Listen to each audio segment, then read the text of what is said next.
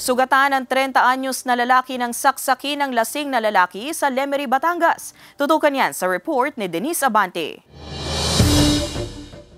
Ang dapat sana'y masayang pagsalubong sa araw ng Pasko ng dalawang lalaki na uwi sa pananaksak alas 10 ng umaga kahapon sa Barangay District 1, Lemery, Batangas. Sa investigasyon ng pulisya, nagiinuman ang biktima at ang katrabaho nito sa kanyang inuupahang bahay nang biglang dumating ang lasing na suspect. Dumating itong ating suspect na nakainom na at nagsimulang mangulit na nauwi naman sa pikunan. So nung magkapikunan na, itong ating suspect pumunta ng kusina at kumuha ng kutsilyo na kanyang ginamit sa pananaksak dito sa ating biktima. Sugat sa kaliwang tagiliran at siko ang tinamo ng biktima na agad na isugod sa pagamutan. Ang suspect agad tumakas matapos ang pananaksak, ngunit naaresto rin sa isinagawang follow-up operation ng pulisya. Na-recover sa suspect ang nasa 6 na pulgadang kutsilyo na ginamit sa pananaksak. Paalala naman ng pulisya sa publiko, mahaba po ang ating mga holidays, ang dami pong inuman. Ngayon po, kung tayo po iinom, huwag naman po natin kasagarin na mawawala ng ating